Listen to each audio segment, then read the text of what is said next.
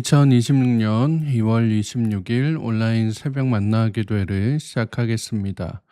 이제 다 함께 사도신경 하심으로 우리의 신앙을 고백하겠습니다. 전능하사 천지를 만드신 하나님 아버지를 내가 믿사오며 그 외아들 우리 주 예수 그리스도를 믿사오니 이는 성령으로 잉태하사 동정녀 마리아에게 나시고 본디 빌라도에게 고난을 받으사 십자가에 못 박혀 죽으시고 장사한 지 사흘 만에 죽은 자 가운데서 다시 살아나시며 하늘에 오르사 전능하신 하나님 우편에 앉아 계시다가 저희로서 산 자와 죽은 자를 심판하러 오시리라. 성령을 믿사오며 거룩한 공예와 성도가 서로 교통하는 것과 죄를 사하여 주시는 것과 몸이 다시 사는 것과 영원히 사는 것을 믿사옵나이다. 아멘. 다 함께 찬송가 455장 함께 찬양하겠습니다.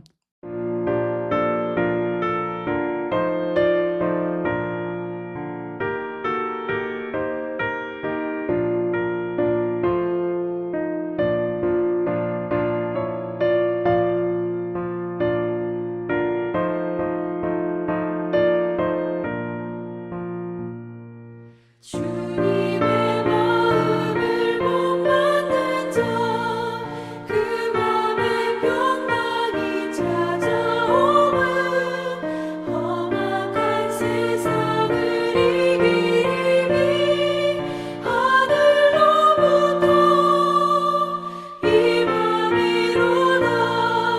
주님의 마음 본받아 살면서 그 거룩하신 나도 이루리.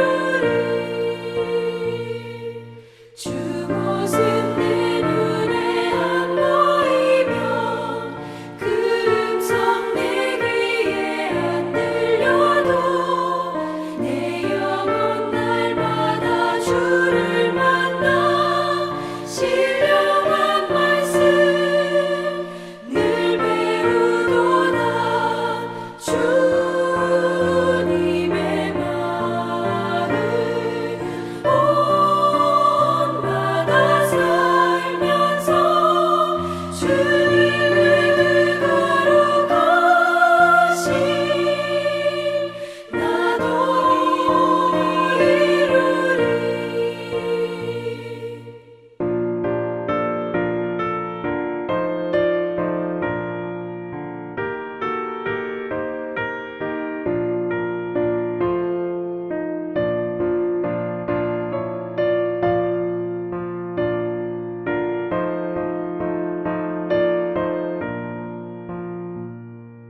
가는 길 거치고 험하여도 내 맘에 불평이 없어짐은 십자가 고난을 이겨내신 주님의 마음 본받음이라.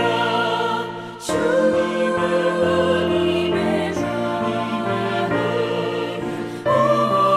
본받아 살면서 주님의 그 거룩하신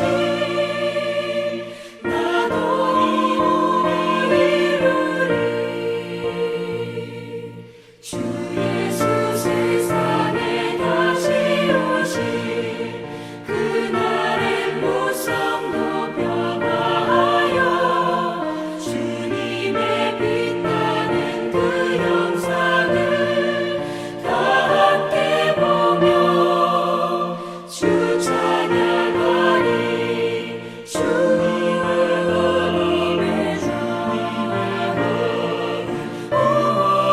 본받아 살면서 주님의 그 거룩하신 나도 이루리.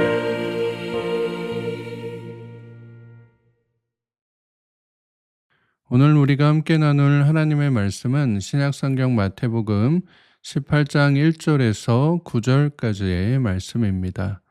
마태복음 18장 1절에서 9절까지의 말씀을 공동체 성경 읽기로 함께 읽도록 하겠습니다. 제18장. 그때 제자들이 예수께 나와 이르되 천국에서는 누가 크니이까? 예수께서 한 어린아이를 불러 그들 가운데 세우시고 진실로 너희에게 이르노니 너희가 돌이켜 어린아이들과 같이 되지 아니하면 결단코 천국에 들어가지 못하리라. 그러므로 누구든지 이 어린아이와 같이 자기를 낮추는 사람이 천국에서 큰 자니라.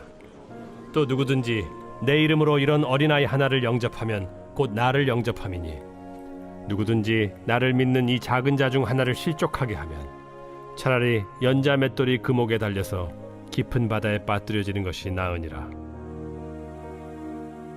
실족하게 하는 일들이 있음으로 말미암아 세상에 화가 있도다. 실족하게 하는 일이 없을 수는 없으나 실족하게 하는 그 사람에게는 화가 있도다. 만일 내 손이나 내 발이 너를 범죄하게 하거든 찍어 내버리라. 장애인이나 다리 저는 자로 영생에 들어가는 것이 두 손과 두 발을 가지고 영원한 불에 던져지는 것보다 나으니라. 만일 내 눈이 너를 범죄하게 하거든 빼어내버리라. 한 눈으로 영생에 들어가는 것이 두 눈을 가지고 지옥불에 던져지는 것보다 나으니라. 오늘도 새벽 만나 기도회를 통해 하나님께서 주시는 말씀의 은혜와 평안이 사랑하는 성문 가족 여러분들과 함께 하시기를 축복합니다. 오늘 우리가 함께 읽은 본문은 제자들이 예수님께 천국에서 누가 큰지를 묻자 어린아이와 같이 자기를 낮추는 자가 큰 자라고 말씀하시면서 항상 죄에 대해 경각심을 가져야 된다라고 교훈하시는 내용이 나타나 있습니다. 오늘 본문의 이제 병행 본문인 마가복음 9장에 보시면 제자들 사이에서 서로 누가 크냐라고 하는 논쟁으로 다투는 이제 모습을 보게 됩니다. 그러니까 예수님께서 이제 세상 모든 나라의 왕이 되시면 아주 이제 높은 자리에 이제 올라가실 거 아니에요. 그럼 이제 제자들끼리 서로 농공행상하듯이 자기가 이제 뭔가 한 자리여야 되는데 내가 좀 더 지분이 있으니까 큰 자리를 맡아야 된다. 내가 좀 더 큰 사람이다라고 서로 이제 논쟁하고 싸운 것입니다. 교회나 가정에서 이런 모습들을 볼 때가 있죠. 교회 안에서 자신의 직분을 섬김의 자리가 아닌 어떤 계급으로 인식해서 내가 뭐 장로인데, 내가 뭐 권사인데 어떻게 나한테 이럴 수 있느냐, 내가 좀 더 높은 이 직분을 갖고 있는 게 아니냐라고 얘기하는 모습, 바로 그런 모습들이 바로 지금 이 제자들의 논쟁하는 모습과 별반 다르지 않다라고 하는 것입니다. 가정 안에서도 상대방에 대해서 서로 없던 돕는 배필의 이런 모습이 아니라 상대방이 내 뜻대로 움직여야 되는 대상으로 인식할 때 자신의 자리를 내세우기 위해서 자신의 공로를 좀 더 인정해 달라고 오히려 가족들을 비난하거나 안 좋게 얘기하는 것을 보게 됩니다. 교회든 가정이든 내가 가진 모든 것이 하나님으로부터 온 은혜임을 잊어버리고 그것을 오히려 내 자랑으로 삼을 때 이러한 누가 크냐와 같은 논쟁이 나오게 된다라는 것입니다. 제자들이 이렇게 이러한 이제 안 좋은 모습을 보이니까 예수님께서는 이제 어린아이 하나를 불러가지고 제자들 가운데 세우시고 이렇게 당부하시는 것을 보게 되죠. 내가 진짜로 말하는데 우리가 이제 복음서를 볼 때에 예수께서 뭐 진실로 진실로 너희에게 이르노니 라고 하는 그런 표현이 있잖아요. 그러면 예수님이 정말 진심을 담아서 사람들에게 교훈을 하시는 그런 이제 상황에 있을 때 나오는 표현입니다. 그래서 예수님께서 제자들에게 야, 내가 진짜로 너희들한테 말하는데 너희가 지금 모습에서 돌이켜서 이 어린아이와 같이 되지 않는다면 너네들 나를 아무리 오래 따라다녔을지라도 결단코 천국에 들어가지 못할 거다라고 말씀하고 계신 것을 보게 됩니다. 그러면서 4절 말씀에서 이렇게 말씀하시죠. 그러므로 누구든지 이 어린아이와 같이 자기를 낮추는 사람이 천국에서 큰 자다라고 얘기하십니다. 지금 예수님 말씀의 핵심은 어린아이와 같이 순수해야 된다, 뭐 이런 이제 의미가 아니라 자기를 낮춰야 된다라고 하는 말씀입니다. 그럼 여기서 말씀하신 자기를 낮춘다라고 하는 게 무슨 의미일까요? 우리가 아이를 키우다 보면 아이들이 점점 자라면서 자신의 어떤 의식이나 독립성이 자라는 것을 보게 되죠. 그래서 전에는 부모님 말을 잘 따르던 아이들도 이 아이들이 커서 중학생이 되고 고등학생이 되고 이제 청년이 되고 그러면은 언제 그랬냐는 듯 부모님 말을 뭐 아주 귀등으로 흘려 듣고요. 또 부모 말에 이의를 달고 자기 마음대로 하려고 하는 그런 모습들이 나타납니다. 어떻게 보면 이제 자라면서 자기의 자의식이 생기기 때문에 아주 뭐 자연스러운 현상이기도 하죠. 자, 그렇다면 어렸을 때, 아이였을 때는 왜 부모님을 잘 따르는 것일까요? 그것은 내가 아직 성숙하지 못했다, 내가 아직은 힘이 없다라고 하는 그런 마음을 아이들도 잘 알고 있어서 부모님을 더욱더 철저하게 의지하기 때문입니다. 아유, 아직은 내가 좀 세상에 나가기는 어려우니까, 아직은 내가 힘이 약하고 내 생각이 미흡하니까 나를 지켜주고 나를 보호해 주시는 부모님의 그 커다란 우산이 든든하게 작용하는 것입니다. 예수님께서는 지금 제자들에게 그렇게 얘기를 하고 계신 거예요. 야, 너네가 지금 다 큰 것처럼, 머리가 다 자란 것처럼 이렇게 누가 큰 자리를 갈 거냐라고 얘기하고 있는데 너네 지금 다 자란 거 아니다.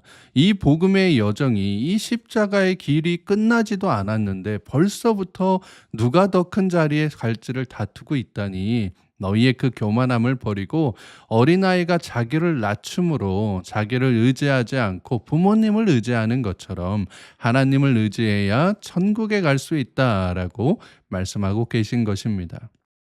그래서 4절 말씀에서 예수님께서 말씀하신 이 어린아이와 같이 자기를 낮춘다라고 하는 표현이 단순히 어떤 태도나 모습을 의미하는 것이 아니라 마음을 비우다, 겸손히 낮아지다라고 하는 의미를 포함하고 있습니다. 제자들이 서로 누가 크냐라고 서로가 높아지려고 논쟁할 때에 예수님께서는 너희 중에 누가 낮아지겠느냐라고 낮아짐의 경쟁을 말씀하고 계신 거예요. 우리가 교회에서 보면 어떤 분은 뭐 만나기만 하면 자기 자랑 늘어놓기에 바쁜 분을 보게 됩니다. 또 다른 어떤 분은 만나기만 하면 완전히 반대로 다른 사람을 높여주느라 바쁜 것을 보게 돼요. 여러분이라면 누구랑 함께 만나서 시간을 보내고 싶으시겠습니까? 예수님도 마찬가지라는 거예요. 자기의 자랑, 자신의 자존심보다 남을 더 섬기고 자신은 낮추고 하나님을 더욱더 높이려는 사람과 더 계시려고 하시고, 더 나아가서는 그 사람을 천국에 두어서 영원히 보시려고 한다라는 것입니다. 이어지는 8절과 9절 말씀에서는 죄에 대한 경계심을 갖고 살아가야 할 것을 당부하시는 모습이 나옵니다. 8절과 9절 말씀해 보시면, 만일 내 손이나 내 발이 너를 범죄하게 하거든 찍어내버려라. 장애인이나 다리 저는 자로 영생에 들어가는 것이 두 손과 두 발을 가지고 영원한 불에 던져지는 것보다 나으니라.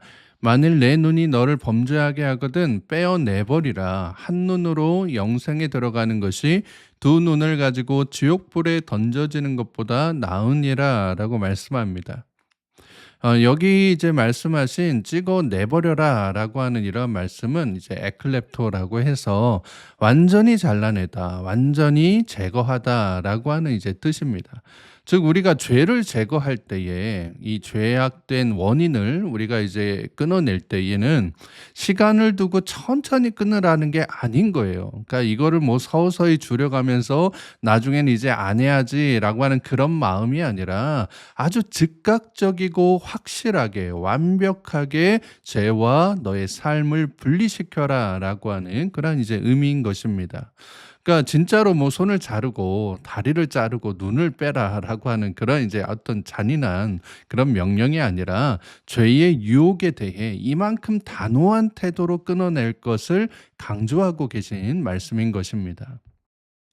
이것은 예수님을 모르고 혹은 복음을 받아들이지 않는 사람들에게 얘기하신 게 아니라 지금 누구한테 말씀하고 계신 거예요? 바로 예수 그리스도를 따라다녔던 제자들에게 말씀하고 계신 것입니다. 이미 구원을 받은 제자들에게도 또 하나님을 믿는 우리들에게도 여전히 죄의 잔재가 남아서 끊임없이 우리의 삶을 또 우리의 믿음을 지배하려 들기 때문에 단호히 결단해서 죄에서 벗어나야 된다라고 예수님께서 강조하시고 또 강조하시면서 권면하고 계신 것입니다. 그래서 사도 바울도 로마서 7장 21절에 보시면 이렇게 고백하고 있는 것을 보게 됩니다. 21절 말씀에 그러므로 여긴 내가는 이제 사도 바울이죠. 내가 한 법을 깨달았는데 그 법이 뭐냐? 곧 선을 행하기 원하는 나에게 악이 함께 있는 것이로다라고 말씀합니다. 위대한 복음의 전도자였던 사도 바울조차 자신이 하나의 법칙을 발견했는데 나에게 선과 악이 함께 있다는 거예요. 그래서 내가 속사람으로는 하나님의 법을 즐거워하면서도 내 속에서 또 다른 법, 즉 죄의 법이 나를 사로잡는 것을 보게 된다라고 고백하고 있습니다. 사도 바울조차 끊임없이 자신의 내면 깊숙한 곳에서 자기를 괴롭히던 이 추악한 죄된 모습과 끈질기게 싸웠던 것을 보게 됩니다. 그렇지 않으면 어느 순간인가 내가 너무 쉽게 죄의 길에 올라타서 죄가 죄인 줄도 모르고 신나게 내가 지금 하나님과 멀어지고 있는데 그것조차 깨닫지 못하고 죄의 길로 달려가고 있다라고 하는 것을 알았기 때문입니다. 여러분, 우리의 힘으로는 이 끈질긴 죄의 사슬을 끊어낼 수가 없는 거예요. 그래서 우리에게는 그리스도의 보혈과 성령의 도우심이 절실하게 필요한 것입니다.